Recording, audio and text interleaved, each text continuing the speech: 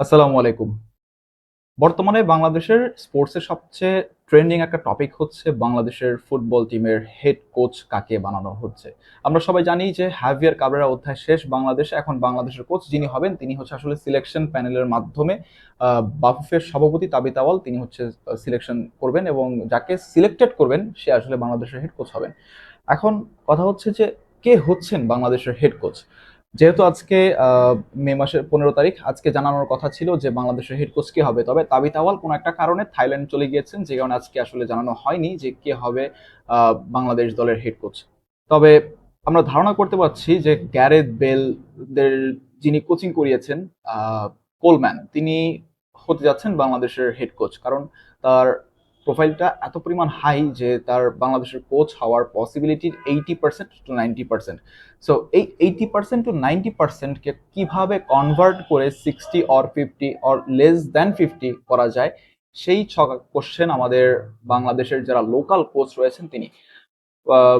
Mohammedan sporting ক্লাবের coach Alfazuddin বলেছেন যে বাংলাদেশের কোচ থাকতে কেন আমরা বিদেশ থেকে কোচ নিয়ে আসবো, বা বাংলাদেশের লোকাল কোচ থাকতে কেন বাহিরের কোচ আনবো, এতে তো দেশের ফুটবলের মান অক্ষুণ্ণ হচ্ছে। আলফাজ ভাইকে একটা কথা, যে আপনি মোহামেডানের কোচ হয়ে আপনি এত বছর কি করেছেন? আপনি জাস্ট একটা ফ্র্যাঞ্চাইজি বা একটা লোকাল একটা টিমকে আপনি ট্রেন করিয়ে কোচ করিয়ে আপনি কি অর্জন করেছেন? না দলটাকে এএফসি এশিয়ান কাপ খেলাতে পেরেছেন, না এএফসি চ্যাম্পিয়ন্স লিগ 2 খেলাতে পেরেছেন, না দলটাকে ফিফা ক্লাব ওয়ার্ল্ড কাপের মতো একটা স্টেজে নিয়ে গিয়েছেন। আপনি কি করেছেন? ইভেন আপনাকে যদি বাংলাদেশ ন্যাশনাল টিমের হেড কোচের দায়িত্ব দেওয়া হতো, তাহলে আপনি তখন আসলে কি করতেন? ব্যাপারটা আসলে এরকম হয়ে দাঁড়ায়। আহ, বাংলাদেশের একজন স্বনামধন্য কোচ, আমি তার নামটা না বলি, তিনি হচ্ছে কোলম্যানকে মেসেজ দিয়েছিলেন। আমার যদি ভুল না হয় 50+ মেসেজ দিয়েছেন তার হোয়াটসঅ্যাপে। বাট কোলম্যান হচ্ছে সেই মেসেজগুলো তিনি রিড করেননি, কারণ কোলম্যান যখন বাংলাদেশে সিভি ড্রপ করেছেন, তিনি আসলে বাংলাদেশের ফুটবলের ব্যাপারে আসলে সবকিছু জেনে নিয়েছেন যে বাংলাদেশে আসলে কি চলছে। বাংলাদেশে যখন সিন্ডিকেটের একটা প্রবল ঝড় বৃষ্টি বয়ে যাচ্ছে বাংলাদেশের ফুটবলে, তখনই কিন্তু কোলম্যান এই সিভিটি দিয়েছেন এবং তিনি জানেন যে বাংলাদেশে টিকে থাকতে হলে কোনো তেলবাজ বা কোনো সিন্ডিকেটের ধার ধারা যাবে না। এই কোলম্যানকে যদি আপনি কোচ বানান, বা এই কোলম্যান ছাড়া আরো যারা হাই প্রোফাইলি কোচ রয়েছেন তারা যদি সিলেক্টেড হন, যদি তাদেরকে আপনারা কোচ বানান, তাহলে দেখা যাচ্ছে যে বাংলাদেশের 2030 ওয়ার্ল্ড কাপ কোয়ালিফাই যদিও না করতে পারে, তাহলে অ্যাটলিস্ট ইন্টার কন্টিনেন্টাল প্লে অফটা বাংলাদেশ খেলতে পারবে। And inter continental play off খেলা মানে আহ, আপনার প্রতিপক্ষ হয়তো নর্থ আমেরিকার পড়বে, বা সাউথ আমেরিকার পড়বে, বা আফ্রিকার পড়বে, অথবা ওশিনিয়া মহাদেশের পড়বে। মানে হোয়াট ইজ ইট, ইউরোপের কোন একটা দলও আপনার এগেনস্টে করতে পারে। সো তাদের বিপক্ষে যখন আপনি খেলবেন, তখন কিন্তু আপনাদের ফুটবলের স্ট্রাকচারটা বা কালচারটা তখন কিন্তু ডেভেলপ হবে।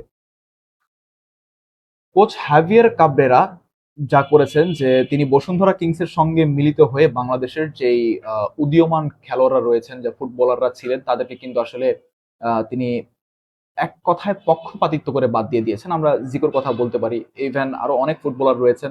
আমরা মামুনুলের কথা বলতে পারি। Mamunul was great for Bangladesh football, কিন্তু আমরা আমাদের যে সিন্ডিকেট, সেই সিন্ডিকেটের আন্ডারে পড়ে কিন্তু আমরা মামুনুলকে হারিয়ে ফেলেছি। সো এমন মামুনুল যাতে না হারায়। তারপর জামাল ভুঁইয়া যখন বাংলাদেশে এসেছিলেন প্রথম বংশোদ্ভূত ফুটবলার হিসেবে, তিনি যেহেতু মানে তার মতো প্রতিভারা যাতে না হারায়, সেই বিষয়ে আমাদের খেয়াল রাখতে হলে এখন আমাদের হাই প্রোফাইলিক একটা কোচ দিতে হবে। এখন কথা হচ্ছে, কোলম্যান যদি আসেন, তিনি কিন্তু একা আসবেন না, তিনি তার সাপোর্টিং যে স্টাফ গুলো রয়েছেন তাদেরকে কিন্তু নিয়ে আসবেন। এবং বাংলাদেশের ফুটবলের কালচারের বর্তমানের মাথা ব্যথাটা এইটা নিয়েই, যে কেন তিনি তার সাপোর্টিং স্টাফ গুলোকে তিনি নিয়ে আসবেন। এখন দেখেন, বাংলাদেশের যারা সাপোর্টিং স্টাফ রয়েছে উইদাউট কোচ, আউটলোড কোচ, তারা কিন্তু বাংলাদেশের ফুটবল স্ট্রাকচারে বাংলাদেশের যেই সিন্ডিকেট রয়েছে, সেই সিন্ডিকেটকে তারা প্রাধান্য দিচ্ছে। ইভেন যদি আপনি কোলম্যানকে নিয়ে আসেন, সেই কোলম্যানের যদি সাপোর্টিং স্টাফ গুলোকে তারা সাথে নিয়ে আসে, তাহলে কিন্তু বাংলাদেশের ফুটবলের সাথে বা কোলম্যানের যেই ট্যাকটিক্স রয়েছে, সেই ট্যাকটিক্সটাকে কিন্তু তারা ভালো মতো রিড করতে পারবে এবং তাকে সাপোর্ট দিতে পারবে। এবং আপনি যদি কোলম্যানের পাশে আপনি যদি বাংলাদেশি কোনো লোকাল সাপোর্টিং স্টাফ রাখেন, সেক্ষেত্রে আমার বলতে হবে, আমি বলতে বাধ্য হব যে বাংলাদেশ ফুটবল খেলাটাই ডিজার্ভ করবে না। পরবর্তীতে বাংলাদেশ ফুটবল খেলাটা ডিজার্ভ করবে না। এখন দেখেন, বাংলাদেশের আগে ফুটবলের একটা স্বর্ণযুগ ছিল, তারপর বাংলাদেশের ফুটবলটা হারিয়ে গিয়েছে, সমর্থকরা আসতো না মাঠে রেগুলার। জাস্ট হয়তো কয়েকটা গুরুত্বপূর্ণ ম্যাচ হলে তখন দেখা যেত।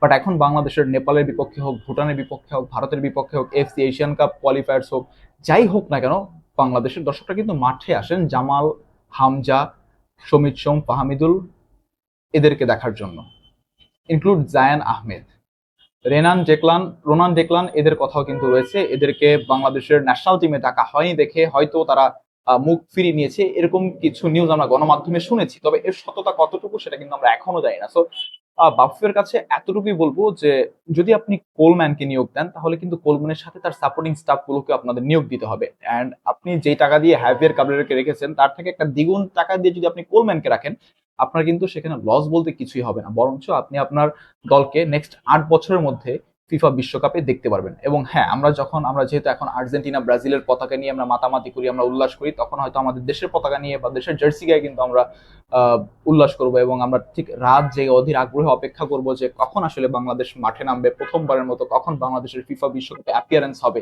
এইটা আমরা দেখার জন্য। সো যদি কোলম্যানকে নিয়োগ দেন তাহলে তার সাপোর্টিং স্টাফ গুলোকে অবশ্যই নিয়োগ দেবেন। Thank you so much.